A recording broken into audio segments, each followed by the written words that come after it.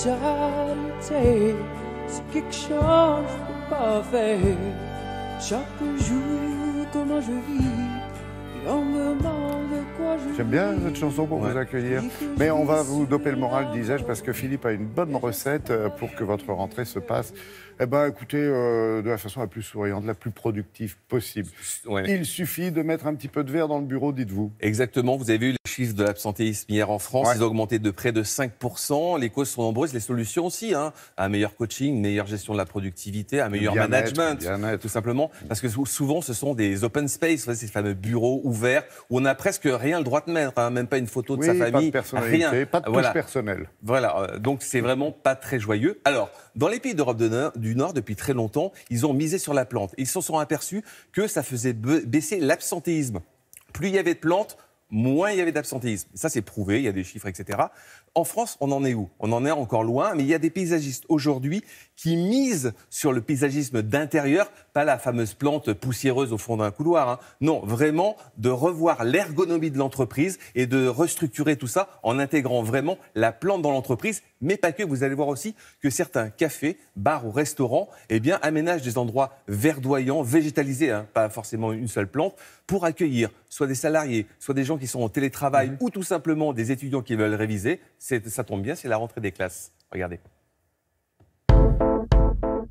C'est prouvé, végétaliser son bureau ou son lieu de travail est favorable au bien-être et à la productivité des salariés. Plus de joie et moins d'absentéisme. Le greenwashing, comprenez le verdissage des entreprises, est en marche.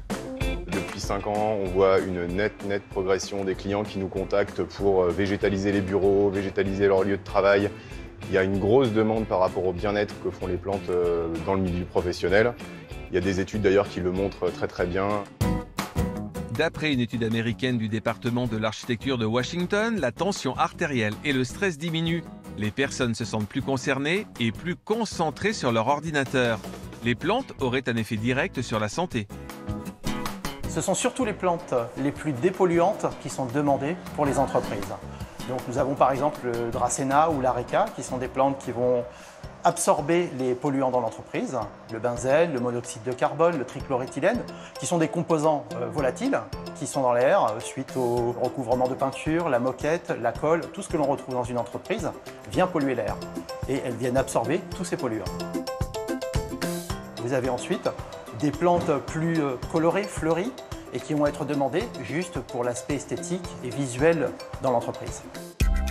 Voici un tout nouveau lieu où l'on peut prendre une petite collation entourée de belles plantes exotiques. Une serre improvisée en plein cœur de ville. En discutant avec mes associés, quand on a su qu'on avait la terrasse, moi je leur ai dit écoutez, moi je veux du verre partout, j'ai envie d'être dans un endroit qui est assez paisible, où les gens seront un peu dans un oasis au milieu de la jungle. Et l'idée c'est ça, c'était de ramener de la verdure au milieu de la grisaille des immeubles parisiens. Le lieu est simple, des parois souples, légèrement teintées pour sentir la ville sans être vue, des plantes qui sortent de l'ordinaire, des endroits intimes pour travailler ou refaire le monde. L'ergonomie du lieu nous invite à voyager tout en travaillant. D'ailleurs, qu'en pensent les clients ? Je viens souvent travailler ici parce que j'aime beaucoup cet univers végétal, c'est quelque chose qui m'apaise énormément. Et c'est vrai que c'est un des seuls endroits à Paris où j'ai retrouvé un peu cet esprit jungle, où je suis bien, je suis dans ma forêt et je suis tranquille, personne ne vient m'embêter. Alors miser sur les plantes au bureau, c'est s'ouvrir à une façon plus écologique de travailler, mieux respirer et moins stresser.